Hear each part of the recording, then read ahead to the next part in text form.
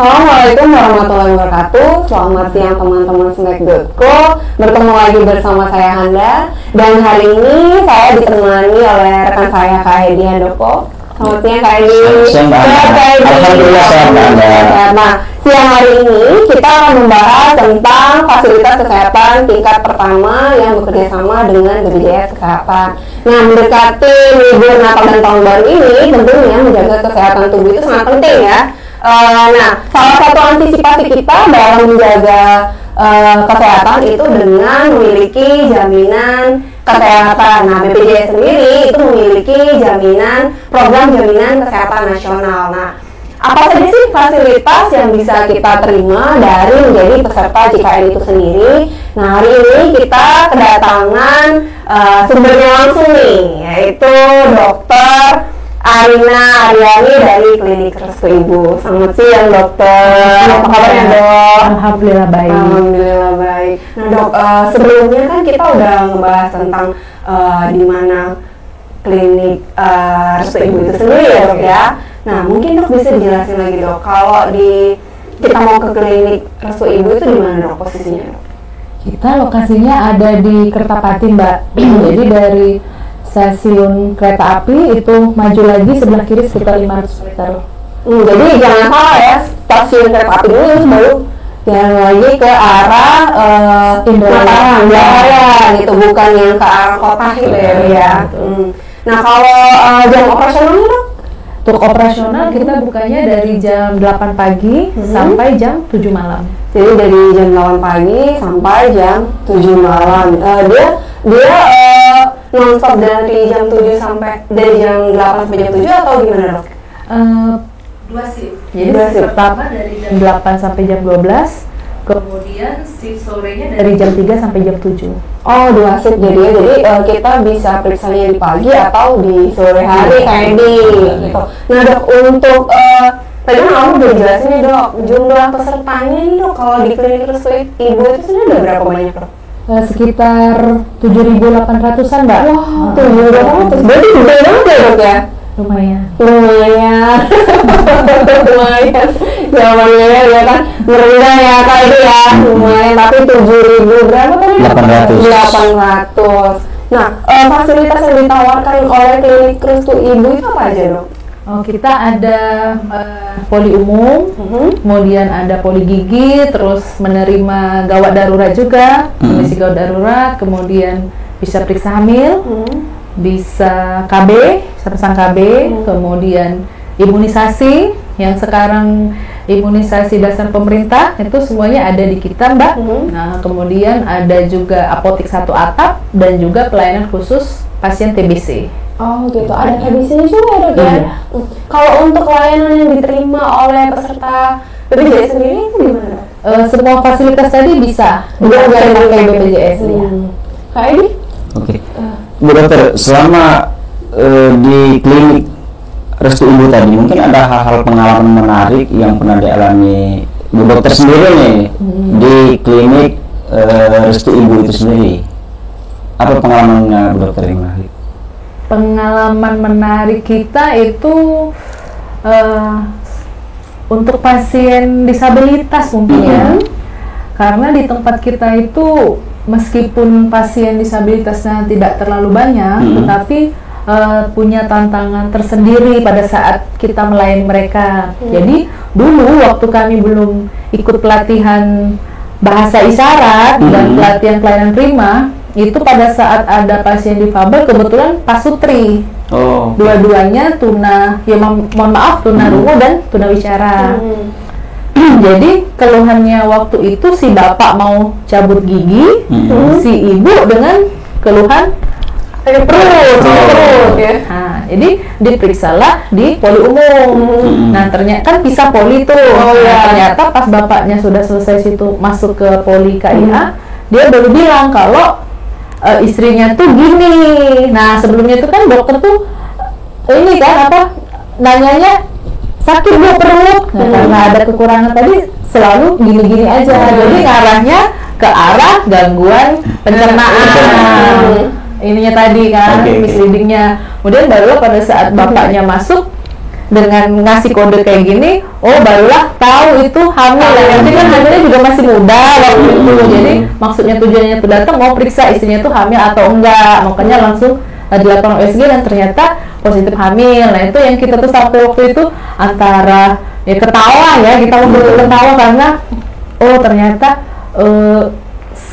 apa namanya, kalau ada satu kompetensi yang kita nggak bisa, ternyata kita bisa salah dalam mendiagnosis pasien gitu. Nah sejak saat itu kita berlatih supaya bagaimana caranya kita bisa berkomunikasi dengan teman-teman kita yang difabel. Dan itu untuk pasien yang difabel itu kalau untuk dalam sehari itu mungkin ada aja dok, apa gimana dok? Tiap minggu pasti ada. Tiap minggu pasti ada. Dan keluhannya itu apa aja dok biasanya? Bisa ke kebanyakan poli umum ya Kak ya, tapi ada juga yang ke poli gigi dan KIA. Oke. Nah kalau untuk masalah komunikasi dengan BPJS Kesehatan sendiri itu bagaimana? Ada hal terkendala atau hal yang menarik sendiri yang kita miskomunikasi mungkin dari klinik Restu Ibu dengan BPJS Kesehatan? Kalau dengan pihak BPJS sendiri, alhamdulillah lancar ya. Kita ada forum di Telegram, ada grup khusus klinik, kemudian ada grup khusus yang memfasilitasi kita FKTP dengan rumah sakit. Jadi komunikasi kita, tiktokannya ada di grup itu. Kemudian kalau secara regulasi paling ini aja ya, kalau sekarang kan regulasinya cepat berubah. Update. Jadi tantangan kita FKTP itu gimana berubahnya juga cepat, penyesuaiannya juga cepat, mungkin ke arah sana. Nah kalau ini kan terkait dengan perkembangan ya. Iya. Nah kalau di BPJS sendiri kan yang baru-baru kemarin kayak Vista, terus layanan mobile JKN yang terbaru gitu, kita bisa ngecek denyut nadi sendiri gitu. Nah kalau di klinik Restu Ibu sendiri itu untuk layanan digital udah diterapin belum? Di kita alhamdulillah sudah. Jadi sebenarnya BPJS itu inovasi digitalnya banyak Mbak, banyak dan cukup cepat, terutama setelah era COVID itu terasa sekali. Setiap tahun itu pasti ada update-update yang diluncurkan. Nah kalau yang sekarang di kita itu yang benar-benar intinya gitu ya, yang ibunya kayak gitu, program-programnya itu ada 5. 4 untuk peserta, untuk memudahkan pelayanan peserta, satunya untuk kita sebagai dokter atau FKTP-nya. Nah, yang 4 untuk peserta ini, memudahkan peserta ini ada ini apa? Antrian online.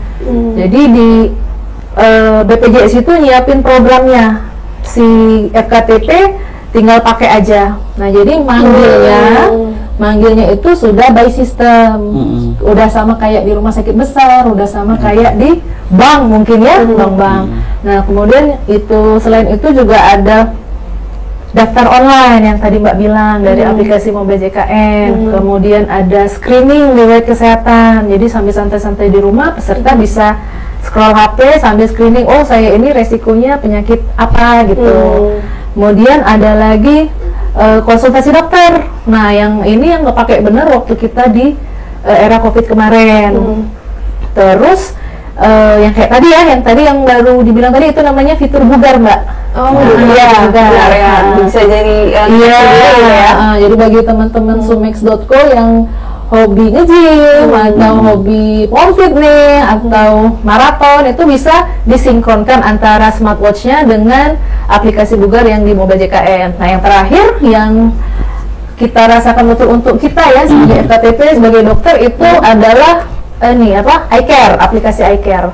Jadi iCare itulah satu aplikasi yang ngumpulin riwayat berobat pasien.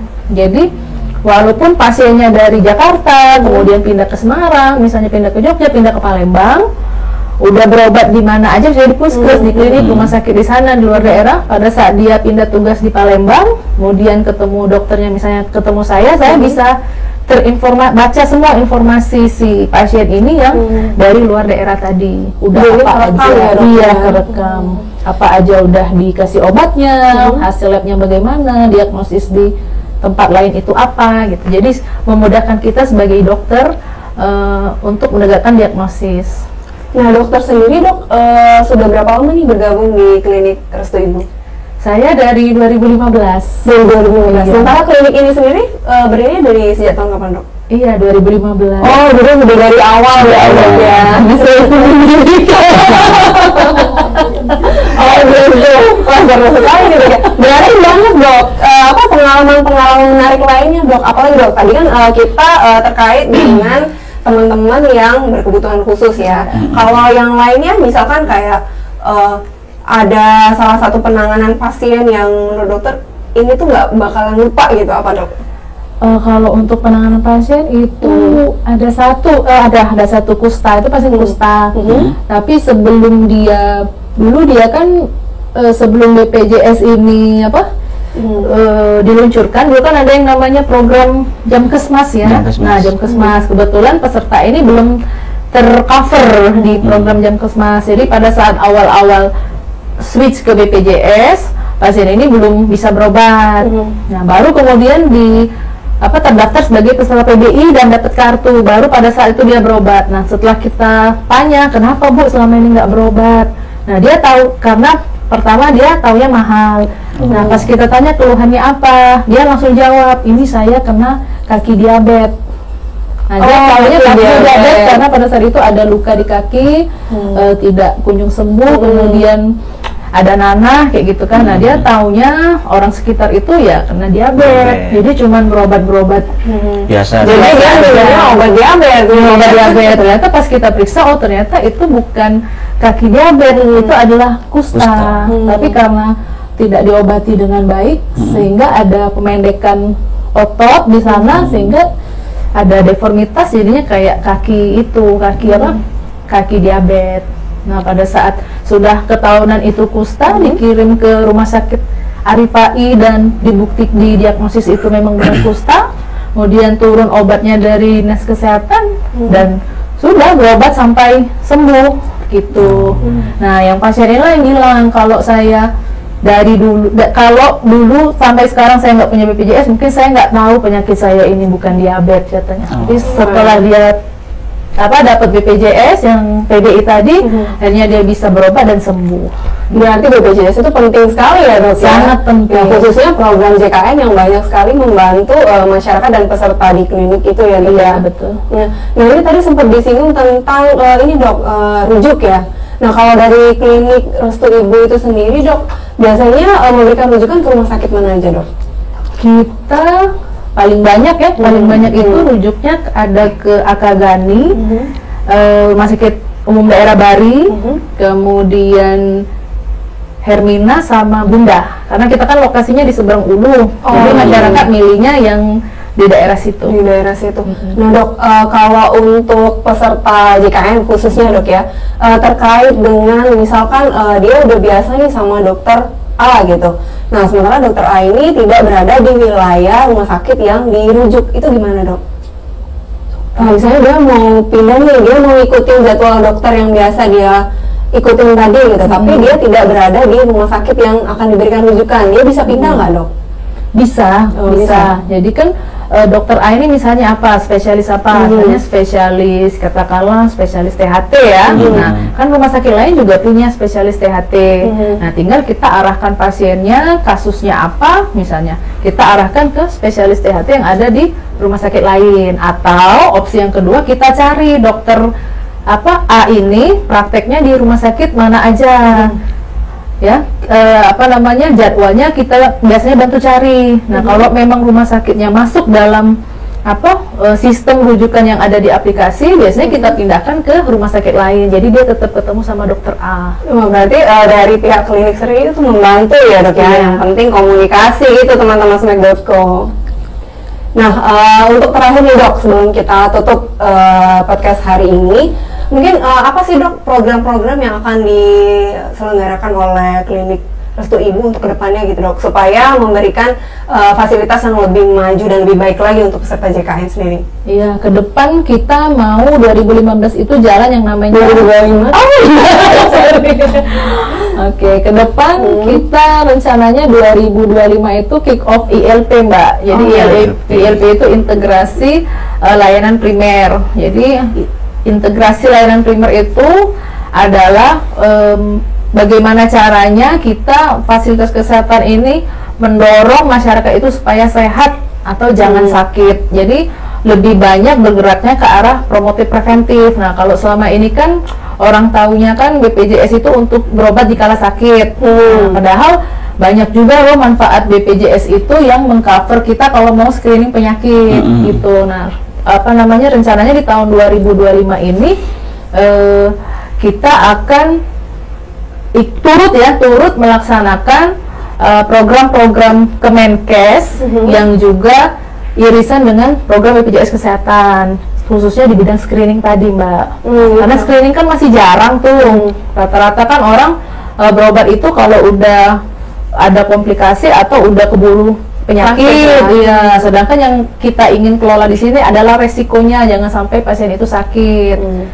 Tuh seru banget ya teman-teman ya. Jadi mindsetnya tuh dibalik gitu ya, Dok ya.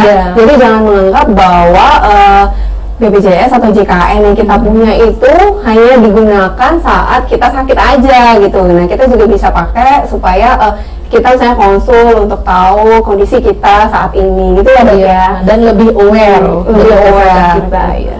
Terima kasih dokter, terima kasih Kak Edi. Kita akan sambung lagi di sesi berikutnya.